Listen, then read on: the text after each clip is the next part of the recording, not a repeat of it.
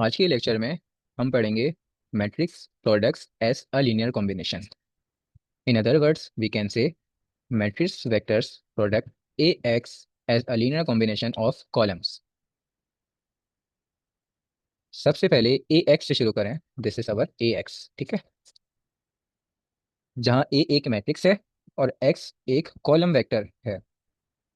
Matrix A को vector x से multiply करने का मतलब है कि मैट्रिक्स ए के कॉलम्स का लीनियर कॉम्बिनेशन लेना, जहाँ वेक्टर एक्स की एंट्रीज वेट्स स्केलर्स का काम करती हैं।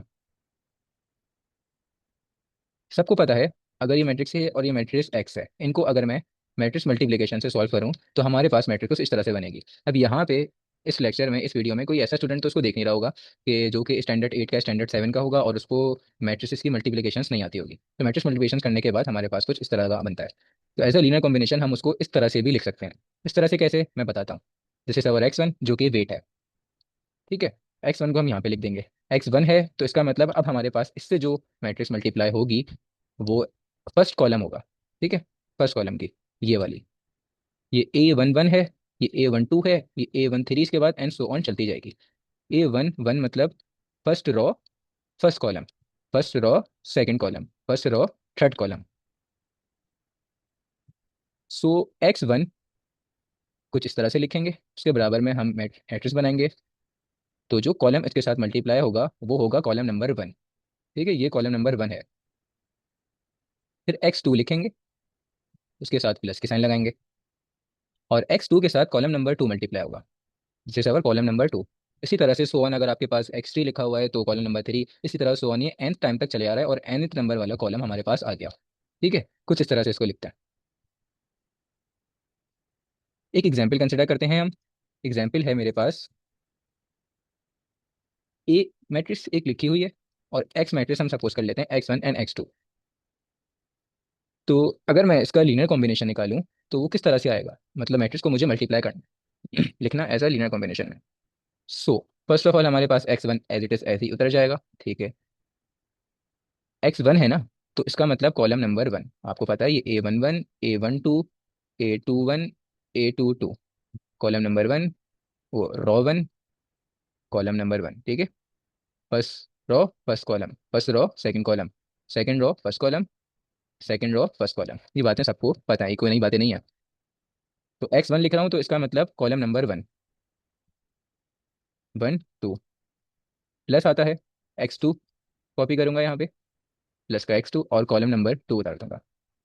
तो अगर मैं इसको इसके साथ मल्टीप्लाई करा दूं और उसके बाद सॉल्व करूं तो जो आंसर आएगा वो वही आंसर आएगा जो हम यहाँ पे मैट्रिक्स इसको मल्टीप्लाई करने के बाद निकालेंगे। मल्टीप्लिकेशन आती है ना, मैट्रिक्स मल्टीप्लिकेशन जो हम सॉल्व करते हैं, ये पूरा का पूरा ऐसे से होगा। तो मैट्रिक्स मल्टीप्लिकेशन सबको आती है, मैट्रिक्स मल्टीप्लिकेशन करके जो आंसर आएगा वही आंसर इस तरीके से भी आ सकता है। एक और एग्जाम्पल कंसिडर करते हैं। This is our matrix A, this is our matrix A equals to B, एक मैट्रिक्स फॉर्म में लिख दिया मैंने सिस्टम, ठीक है। ये पहले से ही मैंने आपको बी का आंसर दे दिया, ठीक है, पहले से ही मैंने बी का आंसर आपको गिवन दे दिया। तो सॉल्व करने के बाद भी हमारे पास यही आंसर आएगा, तो हम सॉल्व करते हैं। चलो इसका लीनियर कॉम्बिनेशन बनाते हैं। हम इसको मैट्रिक्स मल्टीप्लिकेशन से सॉल्व नहीं करें, मैट्रिक्स मल्टीप्लिकेशन से आपको पता है कितना लेंदी भी हो जाता है, लेकिन हमें अभी सॉल्व करने नहीं है। हम मैट्रिक्स मल्टीप्लिकेशन नहीं पढ़ ले, वो आपने पहले से पढ़ी हुई है। हम बना रहे हैं लीनियर कॉम्बिनेशन। तो देखिए यहाँ पे first of all, this is our x1, this is our x2 and this is our x3। So x1 आया, उसके साथ आएगा फर्स्ट कॉलम, फर्स्ट कॉलम ये रहा, -1 1 2। x2 आएगा, मिडिल में प्लस आता है लेकिन -1 है तो माइनस प्लस माइनस, तो -1 आ जाएगा। उसके बाद आएगा सेकंड कॉलम, 3 2 1। फिर आएगा x3 +3 एंड थर्ड कॉलम, 2 - 3 - 2, ठीक है। अब इसको अगर मैं सॉल्व करूं तो देखना इसका आंसर क्या आएगा। 2 1 2, तो इसको सॉल्व कर लेते हैं ज़रा। -2 2 एंड 4, 1 से मल्टीप्लाई होगा तो सेम बनेगा। 3 2 6, 3 3 -9, 3 2 6 -6। इसको ज़रा सॉल्व करें। -2 -3 +6, इसका आंसर आएगा -2 -3 +6, आंसर आया 1, ठीक है। तो 1। इसी तरह से अगर आप इनको करेंगे, 2 - 2 -9, तो आंसर बनेगा -9। तो इसी तरह से आप अगर 4 को माइनस करें 1 के साथ, तो 3, एंड फिर करो आप -6, तो बड़े नंबर की साइन -3। तो अब जो आंसर हमारे पास आया, वो आंसर आप चेक कर सकते हो, वही आंसर आया जो कि मैंने आपको गिवन दिया था। और अगर आप मैट्रिक्स मल्टीप्लिकेशन से सॉल्व करते हो, मैट्रिक्स मल्टीप्लिकेशन से आपको करना आती है, आप चाहो तो करके देख सकते हो, ठीक है। तो मैट्रिक्स मल्टीप्लिकेशन से आप करना है, यही आंसर आएगा। एक और एग्जाम्पल हम कंसिडर कर लेते हैं यहाँ पे।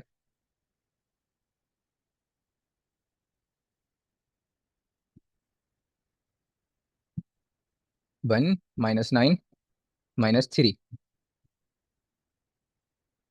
फर्स्ट मैट्रिक्स सेकंड मैट्रिक्स से मल्टीप्लाई हो रही है। 1 - 2 - 3, 2 - 1 - 2। इसका आंसर मैंने आप लोगों को पहले से ही, चलो बता देता हूँ, इसका आंसर होगा -16, -18 और 35।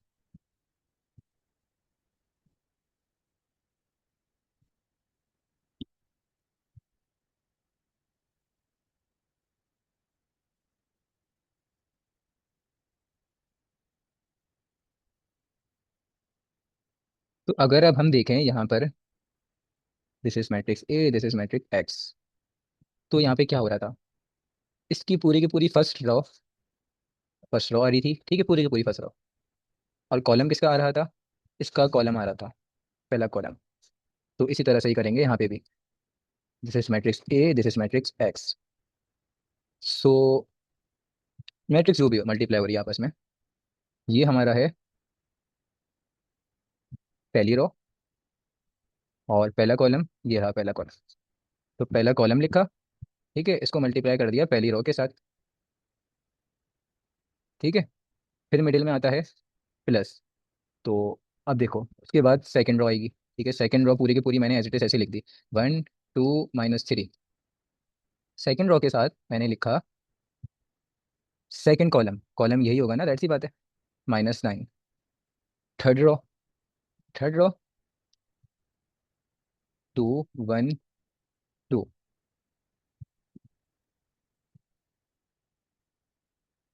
और इसके साथ आएगा थर्ड कॉलम, -3। इनको आप सॉल्व करेंगे तो इसका जो आंसर आएगा, यही आएगा एज इट इज। चाहे तो आप सॉल्व करके देख सकते हैं, दिखा देते हैं। -1 - 3 - 2, -9 1s are 9, 9 2s are 18, 9 3s are 27, 3 2s are 6, 3 1s are 3, 3 2s are 6। बस बस बस आपस में प्लस माइनस, -1 -9 -6, -1 -9 -6 सब प्लस में ही होंगे, माइनस माइनस प्लस। तो -1 -9 -10 और -16। तो answer is -16। 3 -18 and -3, +3 -3 cancel out, answer is -18। 2 +27 -6।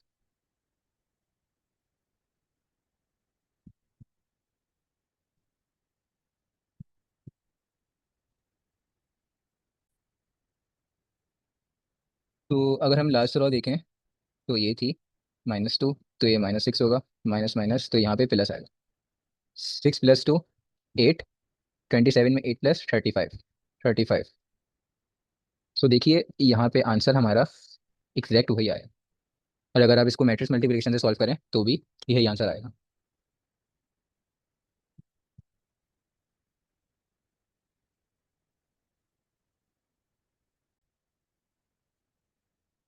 अब नेक्स्ट हम पढ़ेंगे columns of a product A B as a linear combinations. In other words we can say matrix matrix product A B column by column view.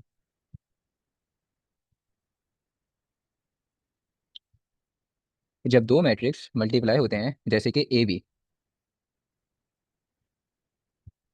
B multiply हुए, so resultant matrix सी का हर column matrix A के columns का linear combination होता है और weights matrix B के corresponding column से आते हैं। फॉर एग्जाम्पल, या आप सोचिए, हम सपोज करते हैं if B is equals to, B की जो मैट्रिक्स है वो है B1 B2 B3 so on BP, यहाँ तक ठीक है। सो अगर मैं बी की ये मैट्रिक्स है तो ए की जो भी हो उसको मैं मल्टीप्लाई करूँ तो ए बी का आंसर जो आएगा वो कुछ इस तरह से आएगा, AB1, ठीक है, AB2, ABP, इस तरह से। ये कोर कॉन्सेप्ट है इसका। एक एग्जाम्पल कंसिडर करते हैं तो सबको अच्छे से ये बात समझ में आ जाएगी। एग्जाम्पल देखें।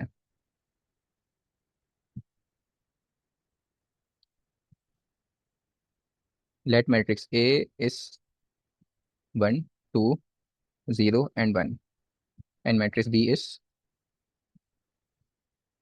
3 5 4 6।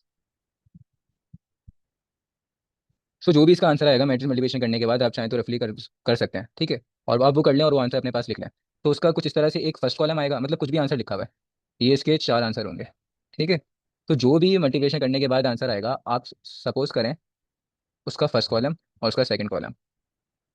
तो हम पहले फर्स्ट कॉलम के ऊपर काम करेंगे, फिर काम करेंगे सेकंड कॉलम के ऊपर। जो उसका फर्स्ट कॉलम आएगा ना वो मैं आपको निकाल के दिखाता हूँ, फर्स्ट कॉलम क्या होगा इसका। तो first column of AB matrix का जो कि कहलाएगा AB1, जो कि मैंने वहाँ पे लिखा था, this is our B1 and this is our B2। ये देखिए जो मैंने यहाँ पे अभी ऊपर लिखा था, ये रहा AB1 AB2, इस तरह से अभी आप सब समझते रहेंगे। ये कहलाता है पूरा का पूरा हमारा कॉलम B1 का, ये कहलाता है B2 का। इसी तरह अगर मैं सो ऑन नेक्स्ट लिखूँ तो B3 B4 BP, इस तरह सो ऑन चलता रहेगा, ठीक है। तो अभी मैं वर्क कर रहा हूँ AB के ऊपर, ठीक है। तो यहाँ पे कॉलम कॉलम कर रहे हैं, B1 के ऊपर वर्क कर रहे हैं, ठीक है। तो B1 का जो पहला एलिमेंट है वो क्या है, 3। तो मैं पहला एलिमेंट लिख दूंगा 3, पहला एलिमेंट मैंने 3 लिख दिया, ठीक है। अब ए का कॉलम पूरा का पूरा आ जाएगा, ठीक है भाई, ए का पहला पूरा कॉलम आ गया 1 और 0। फिर ये होता है प्लस, फिर B1 का दूसरा हमारे पास जो एलिमेंट है वो एलिमेंट आ जाएगा, वो था 4 लिख दिया। और इसी तरह से ए का जो हमारे पास सेकंड कॉलम आ गया वो पूरा का पूरा आ गया, ठीक है। तो जो मैंने यहाँ पे शो कराया था, देखो B1 के साथ ए पूरा का पूरा मल्टीप्लाई हो रहा है, तो यहाँ पे हुआ या नहीं हुआ, हुआ ना। तो हम इसको कुछ इस तरह से भी लिख सकते हैं, जो इसका आंसर आएगा ना, फाइनल आंसर आएगा जो इसका, उसको हम इस तरह से भी लिख सकते हैं, लेकिन वो उसके पहले कॉलम की बात कर रहा हूँ मैं, ये पहले कॉलम की बात कर रहा हूँ, ठीक है। पहले कॉलम को लीनियर कॉम्बिनेशन में कुछ इस तरह से भी लिख सकते हैं। तो इसको अगर आप सॉल्व करें तो ये बनेगा 3 0 + 8 और 4। तो जो इसका फर्स्ट कॉलम का जो आंसर आएगा वो आएगा 11 and 4। अब हम वर्क करेंगे सेकंड कॉलम, फर्स्ट कॉलम का आंसर आ गया, जो कि कुछ इस तरह से बनेगा ना, मैंने बताया था जो फाइनल आंसर आएगा इन दोनों को प्रोडक्ट लेके, प्रोडक्ट क्या, A × B। सबको मैट्रिक्स मल्टीप्लिकेशन आती है, वरना मैट्रिक्स मल्टीप्लिकेशन नहीं आती, तो आपको पहले वो सीखना पड़ेगी। तो वो करके जो आंसर आएगा तो उसका पहला कॉलम कुछ इस तरह से बनेगा, 11 कॉमा, मतलब 11 अब और 4 इस तरह से बनेंगे। तो अब इसका हम लिखते हैं सेकंड कॉलम,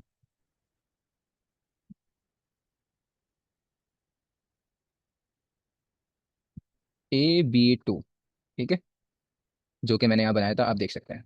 तीसरा होता तो AB3 बनता, चौथा होता तो AB4 बनता। एक ही मैट्रिक्स ही हर दफा पूरी की पूरी मल्टीप्लाई होगी उसके साथ, ठीक है। किस तरह से होगी, तो लेट्स सी। B2 का पहला एलिमेंट इस पहले के पहले कॉलम के साथ होगा, फिर B2 का दूसरा एलिमेंट इस पूरे के पूरे कॉलम के साथ होगा, ठीक है। तो अगर आप यहाँ पे इस तरह से लिख के कर रहे हैं तो आपको कुछ भी नहीं करना है, ये ऐसे कॉपी पेस्ट कर देना है। तो यहाँ पे ऐसे लिख देंगे 1 और 0। फिर आपको क्या करना है मिडिल में, अच्छा वो प्लस की साइन तो वो प्लस माइनस होकर बदल जाती है, लेकिन खैर अभी आप प्लस ही लिख दें, इरेज कर देंगे, कोई बात नहीं। और यहाँ पे आप लिखते हैं 2 और 1। अब जो एलिमेंट्स बदलेंगे वो बस ये दोनों एलिमेंट्स बदलेंगे। ये दोनों एलिमेंट्स कौन से आएंगे, जो कि मैंने आपको अभी दिखाए, 5 and 6। तो यहाँ पे आ जाएगा 5 और यहाँ पे आ जाएगा 6, प्लस का 6 था तो प्लस का 6 ही आया, वरना प्लस माइनस माइनस हो जाता अगर माइनस होता वहाँ पे। तो इसका जो आंसर बनेगा हमारे पास वो बनेगा 5 0 + 12 and 16। तो जो इसका अब आंसर आया वो आया हमारे पास 17 6। तो जो फाइनल रिजल्टेंट मैट्रिक्स आई हमारे पास, रिजल्टेंट मैट्रिक्स क्या आई, जिसको हम एक नया नाम दे सकते हैं, फॉर एग्जाम्पल A × B। तो इसको एक नया नाम दे दो, या तो सी से डिनोट कर दो, कोई भी, हमें मल्टीप्लाई बाय बी ही लिख देते हैं, हमने मल्टीप्लाई किया है, ठीक है। इसका आंसर हमारे पास आया, पहला कॉलम क्या था, पहला कॉलम मैं ऑलरेडी शायद बना चुका हूँ, पर ये रहा 11 और 4, और यहाँ से आप देख सकते हैं 11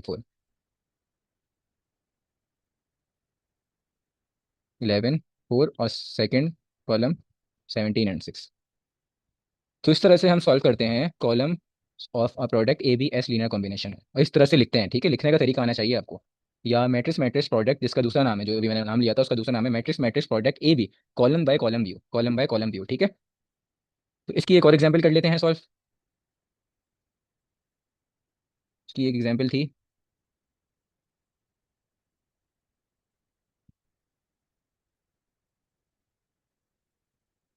ए B is equals to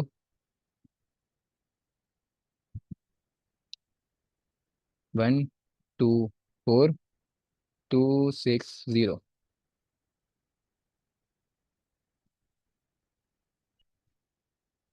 4 1 4 3 0 -1 3 1 2 7 5 2।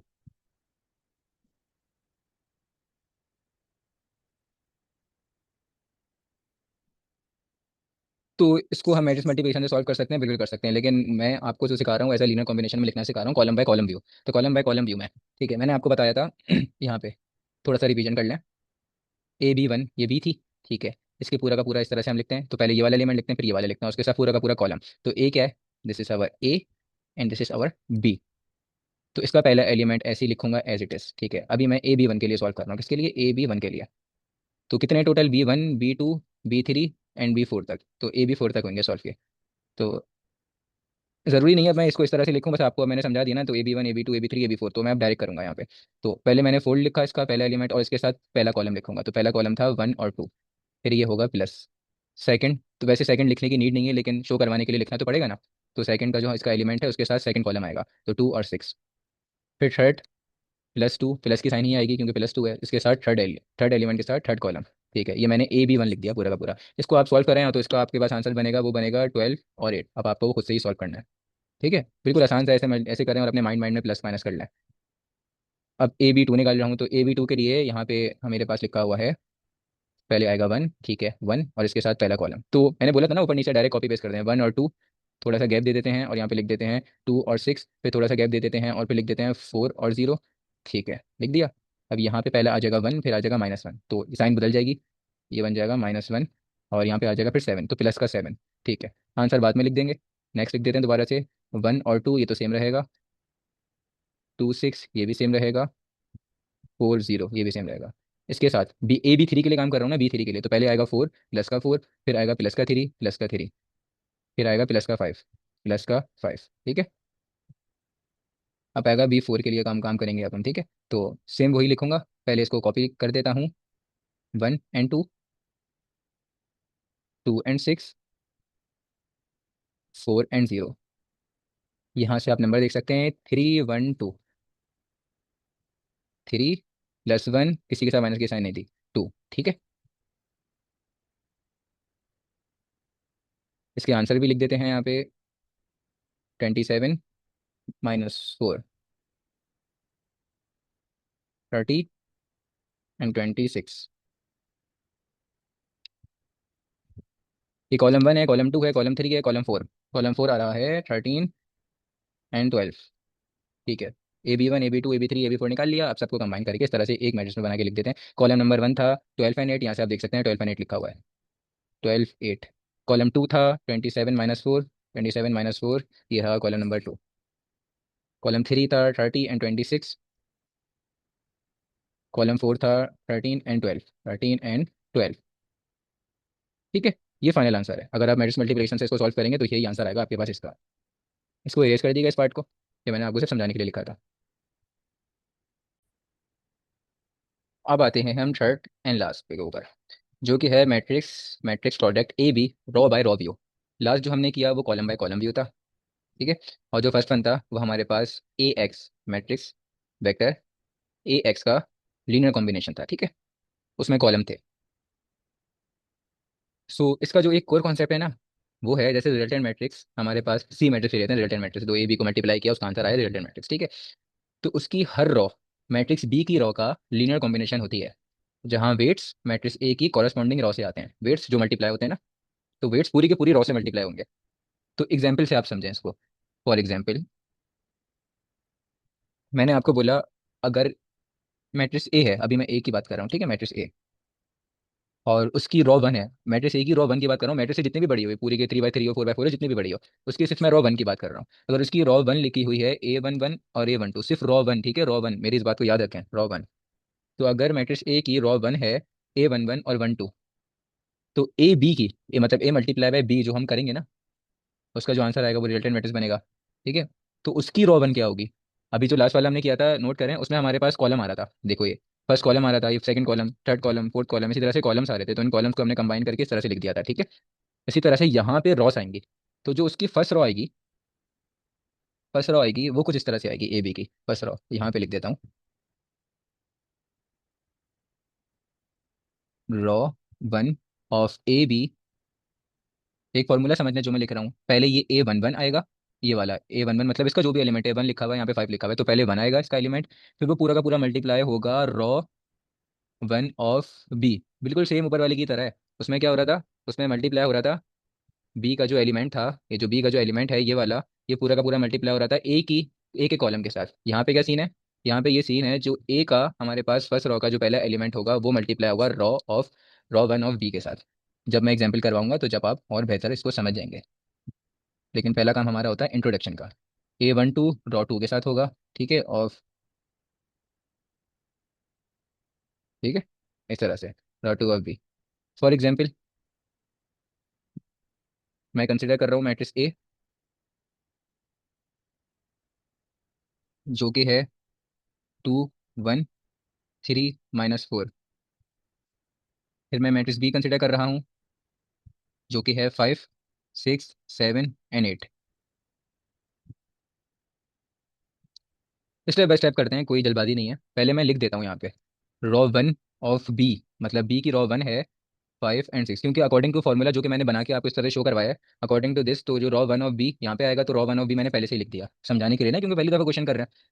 Raw to be, तो रॉ टू का बी विच इज 7 एंड 8, ठीक है, बी का रॉ टू, बी मैट्रिक्स की रॉ टू 7 एंड 8। फिर क्या है, A11 A12, this is our A11 A12 A21 A22।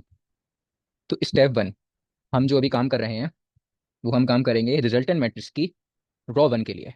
तो यहाँ पे लिख देते हैं स्टेप वन, फॉर, हम ये काम कर रहे हैं रिजल्टेंट मैट्रिक्स की रॉ वन के लिए, ठीक है। वहाँ पे हम काम करते थे रिजल्टेंट मैट्रिक्स के कॉलम वन पर, ठीक है, यहाँ पे हम काम कर रहे हैं उसकी रॉ वन पर। तो फॉर्मूला बनेगा रॉ वन, इसको आप जब समझ जाएंगे ना तो आप इसको डायरेक्ट डायरेक्ट भी कर सकते हैं, मैं आपको बिल्कुल स्टेप बाय स्टेप करवा रहा हूँ जो मैंने यहाँ फॉर्मूला लिखा था, ठीक है। तो आप देखिए इसकी A11 क्या बन रहा है आपके पास, A11 बन रहा है 2, और A12 बन रहा है 3, और रॉ बाय रॉ काम कर रहे हैं, ठीक है, row by row, column by column नहीं कर रहे, याद रखना ये बात। तो 2, और यहाँ पे लिखना चाहो तो A11 लिख दो, रॉ वन बी इसके साथ मल्टीप्लाई होगी, रॉ वन ऑफ बी मैं पहले ही आपको यहाँ पे शो करा चुका हूँ, प्लस 3 जो कि है A12 सॉरी A12 है, ठीक है, 3 और row two of B. Put कर देते हैं वैल्यूज, रॉ वन मुझे पता है, ऊपर आपको शो हो रही होगी 5 एंड 6, 5 6 प्लस 3, रॉ टू है इसकी 7 और 8, रॉ वन भी लिख दी, रॉ टू भी लिख दी। इसको अगर मैं सॉल्व करूँ तो इसका आंसर आएगा, मल्टीप्लाई करके आप इसको सॉल्व कर दो, तो 31 36। स्टेप टू, सेकंड रॉ के लिए जो फाइनल आंसर आएगा उसकी रॉ वन हमने निकाल ली, जो फाइनल आंसर आएगा इसकी रॉ वन की वाली हमने निकाल ली, अब रॉ टू के लिए भी तो काम करूंगा, तो स्टेप टू लिख दो। वहाँ पे मैंने स्टेप नहीं लिखवाए थे, वहाँ मैंने AB1 AB2 इस तरह से कुछ करके लिखवा दिया था, हमारा मकसद है समझना। तो अब हम काम कर रहे हैं रिजल्टेंट मैट्रिक्स की, जो फाइनल हमारा आंसर है रिजल्टेंट मैट्रिक्स उसकी रॉ टू के लिए, ठीक है। फॉर्मूला लिख देते हैं, तो रॉ टू के लिए अगर फॉर्मूला बनाऊंगा ए बी का, तो यहाँ पे आएगा A21, दैट सी बात है, ठीक है, सॉरी, हाँ A21 बल्कि है। तो A21 की वैल्यू क्या है, A21 की जो वैल्यू है वो है 1 और -4, और वो A22 की है बल्कि, ठीक है, -4। तो यहाँ पे आ जाएगा 1, और उसके साथ आएगा ρ1 ऑफ B, ठीक है, ρ1 आएगी इसके साथ, ये वाली B की ρ1, ठीक है। जैसे ये फॉर्मूला था सेम ये फॉर्मूला रहेगा, बस यहाँ पे ये वाली वैल्यूज बदल जाएंगी, जैसे कि वहाँ ऊपर बदल ली थी। याद है ना, मैंने आपको जब उसको लिखवाया था, इसको इस तरह से मैंने लिखवाया था और बोला था ये सेम देखो, ये सेम, ये सेम, ये सेम, ये सारे कॉलम सेम आए थे, ये सारे आप देख सकते हो सेम सेम आ रहे हैं। तो यहाँ पे सेम सेम रॉस बनेंगे स्टेप 2 में। तो रॉस कौन सी है, अभी देखना यहाँ पे, जब यहाँ पे 5 6 लिखा हुआ है और यहाँ पे 7 8 लिखा हुआ है तो फिर यही आएगी, ठीक है। और बाकी अकॉर्डिंग टू फॉर्मूला भी आप देख सकते हो। अच्छा, ये दोनों नंबर बदलेंगे, उसमें भी बदल लेते कॉलम बाय कॉलम में। तो ये दूसरा नंबर कौन सा आएगा, A22 वाला आएगा, जो कि है -4, ठीक है। तो मैं यहाँ पे लिख रहा हूँ फॉर्मूले का प्लस -4, एंड उसकी है रॉ। फॉर्मूला तो मैंने इसलिए शो करा दिया ताकि हम फर्स्ट टाइम कर रहे हैं, आपको समझ में आए। ρ2 1, 1 नहीं लिखते, 1 लिखना ना लिखना है की बात है, तो ρ1 लिख देते हैं। तो आप ऊपर से देख के लिख सकते हैं ρ1, यहाँ से टैली कर सकते हैं, ये ρ1 थी, ठीक है। तो 5 और 6 बल्कि लिख देते हैं 1 भी, और प्लस आएगा, ठीक है, वो प्लस माइनस माइनस हो गया तो -4, और सेम उतर जाएगा 7 8। अगर इसके स्टेप 3 के लिए काम करेंगे तो ये दोनों तो सेम ही उतरेंगे, बस नंबर्स यहाँ पे बदल जाएंगे, ठीक है। ρ3 वाले नंबर आ जाएंगे, 4 के लिए काम करेंगे तो ρ4 वाले नंबर आ जाएंगे, और ये दोनों सेम रहेंगे। इसको अगर आप सॉल्व करोगे तो इसका आंसर आएगा -23 एंड -26। आंसर आप चेक करना चाहो तो चेक कर लेना, कंफर्म नहीं है कि ये आंसर ठीक भी है, मकसद है हमारा समझाना। तो जो फाइनल रिजल्ट आया वो आया, मतलब मैट्रिक्स मल्टीप्लिकेशन करने के बाद जो हमारा फाइनल आंसर आएगा वो आंसर यही आएगा जो इससे आ रहा है, ठीक है। चाहो तो आप मैट्रिक्स को ए मल्टीप्लाई पे भी मैट्रिक्स मल्टीप्लिकेशन जैसे करते हैं वैसे करके देख लो। अब हम ये वाले स्टेप्स करते क्यों हैं, जो मैंने आपको पढ़ाया लीनियर कॉम्बिनेशन किस काम के लिए आता है, ये बातें अभी मैं बताता हूँ आपको, ठीक है। पहले मकसद था आपको समझा दूँ कि किस तरह से करते हैं, क्या करते हैं, फिर आपको अच्छा समझ में आ जाएगा इसके पीछे की जो भी रॉकेट साइंस है वो समझ में आ जाएगी आपको इसके बाद, इसके पीछे की, ठीक है।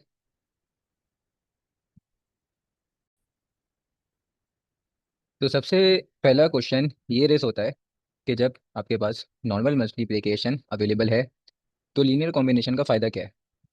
तो इसका आंसर ये है कि जो नॉर्मल मल्टीप्लिकेशन होती है ना, वो सिर्फ कैलकुलेशन के काम आती है, ठीक है। लेकिन जो लीनियर कॉम्बिनेशन है वो आपका कॉन्सेप्ट और प्रूफ्स को समझने में काम आता है। तो फर्स्ट ऑफ ऑल उसमें हमारे पास आता है deep understanding of linear system या सिस्टम ऑफ इक्वेशन। नंबर 1 आता है इसमें हमारे पास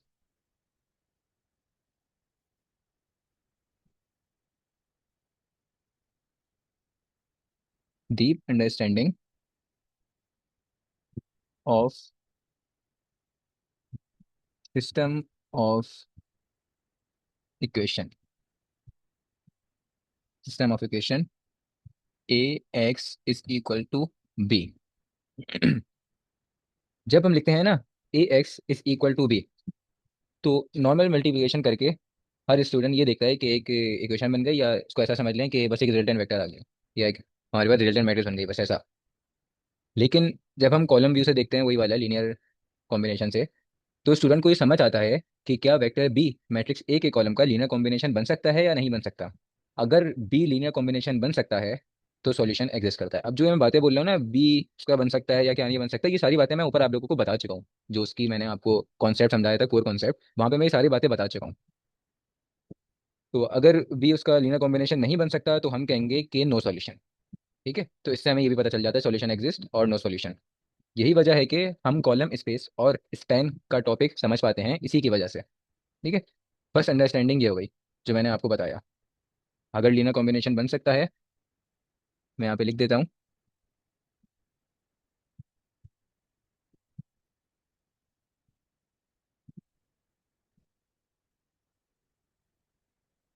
लीनियर कॉम्बिनेशन बन गया तो आप समझ जाओ कि जो आपका सॉल्यूशन है मतलब वो एग्जिस्ट कर रहा है, सॉल्यूशन एग्जिस्ट, ठीक है। और अगर लीनियर कॉम्बिनेशन आपका नहीं बन सका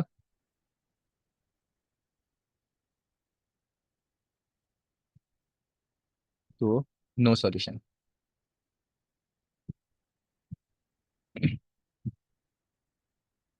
दूसरी वजह ये है कि कॉलम स्पेस का जो कॉन्सेप्ट होता है उसमें रेंज का कॉन्सेप्ट आ जाता है, वो हमें बताता है, उसका एक फॉर्मूला है, वो ये बताता है कि ए बी का हर कॉलम एक के कॉलम से ही मिलकर बना है। ये बातें भी मैं ऊपर आपको करवा चुका हूँ कि ए बी को मल्टीप्लाई कराऊंगा तो उसका हर कॉलम, जो कॉलम कॉलम में मैंने आपको बताया था, उसका हर कॉलम ए के कॉलम से ही मिलकर बना है। इसका मतलब क्या है?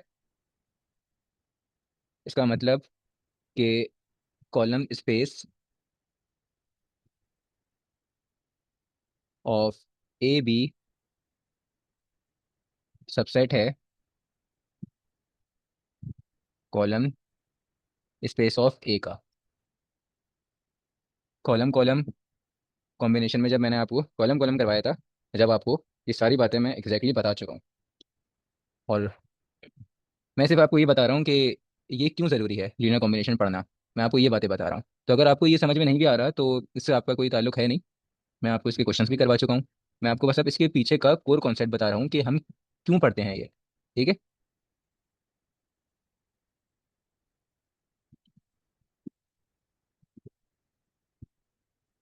तो जो ये प्रूफ है ना, ये proof basically normal dot product calculation से करना बहुत ज़्यादा मुश्किल हो जाता है और कंफ्यूजिंग हो जाता है।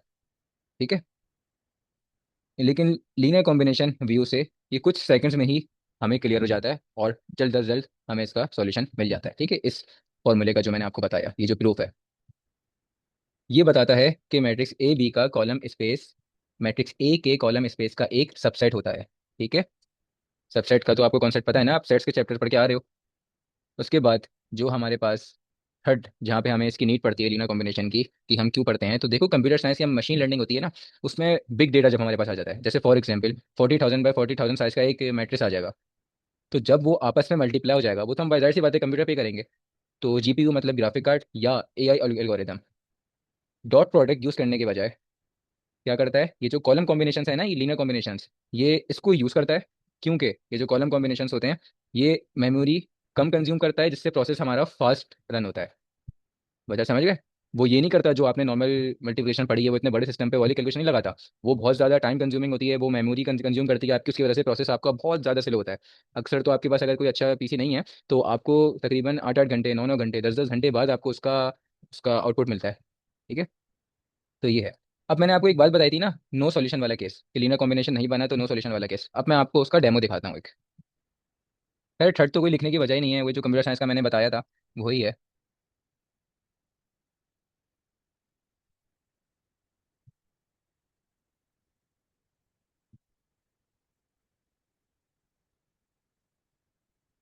मशीन लर्निंग और कंप्यूटर साइंस में बिग डेटा पर। ठीक है।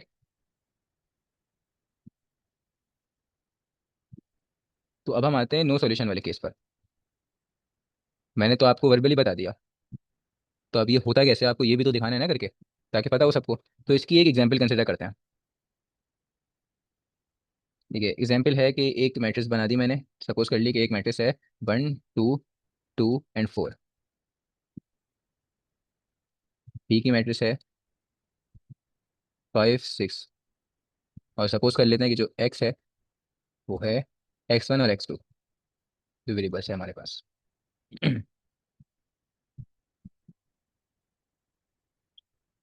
तो इसका मतलब ये है नो सॉल्यूशन वाले केस में, कि हम ढूंढ रहे हैं कि क्या कोई स्केलर x1 x2 हैं जो इस इक्वेशन को सेटिस्फाई करें। कौन सी? A X is equal to B को। ठीक है। इसको A X is equal to B को सेटिस्फाई करें।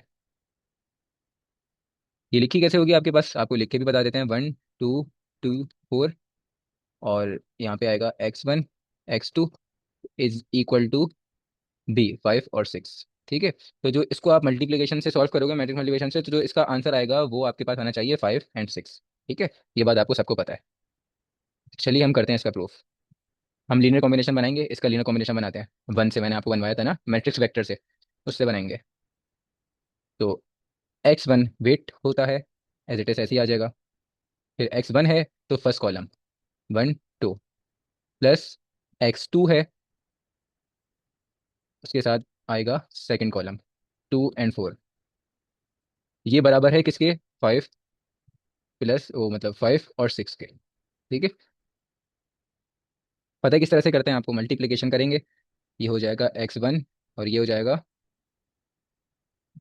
2x1 plus 2x2 4x2। 5 और 6।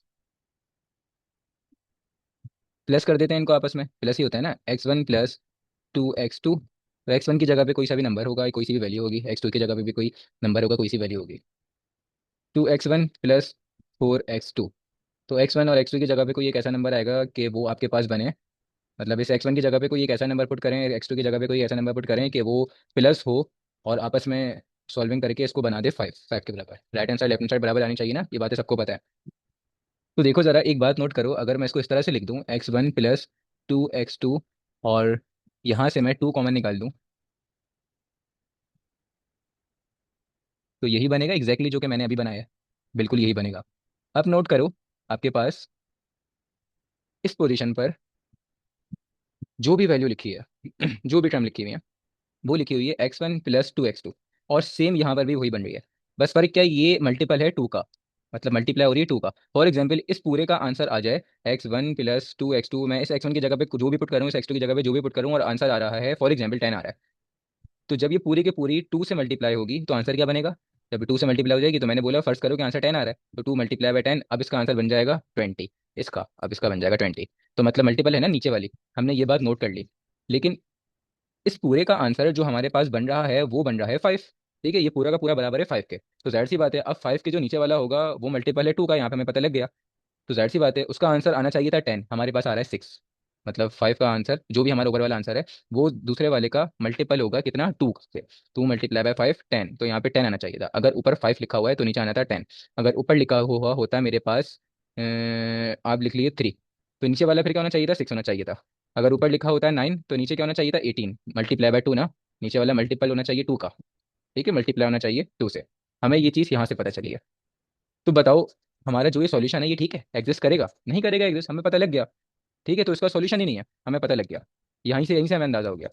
तो इस तरह हम पहचानते हैं लीनियर कॉम्बिनेशन यूज़ करके कि सॉल्यूशन एग्जिस्ट कर रहा है या सॉल्यूशन एग्जिस्ट नहीं कर रहा। तो मुझसे जितना हो सका मैंने आपको बताया, इस तरह से हम पहचानते, इस तरह से नहीं बनते। आपका काम है लीनियर कॉम्बिनेशन पढ़ना। तो यहाँ पे हमारा लीनियर कॉम्बिनेशन का टॉपिक खत्म हुआ।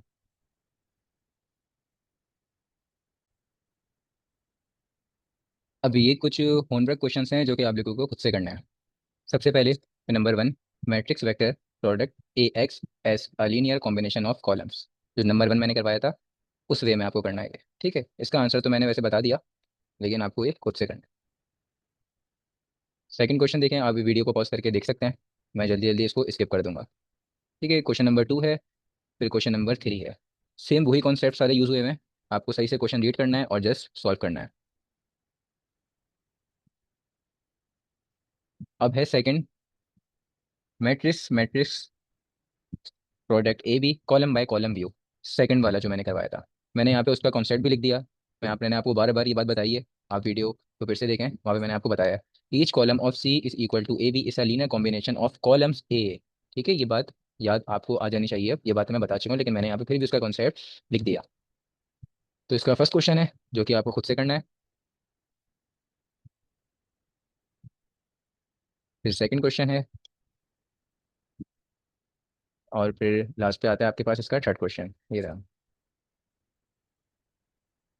इसी तरह से ही हम चलते हैं matrix matrix product A B row by row view. Number third जो हमने किया था, इसका भी कॉन्सेप्ट मैंने यहाँ पे लिख दिया। कॉन्सेप्ट क्या है इसका, each row of C is equal to A B is a linear combination of rows of B. ठीक है, इसका क्वेश्चन नंबर 1 है, क्वेश्चन नंबर 2 है, और ये क्वेश्चन नंबर 3 है। और अगर कुछ समझ नहीं आता है तो आप कमेंट्स करके पूछ सकते हैं।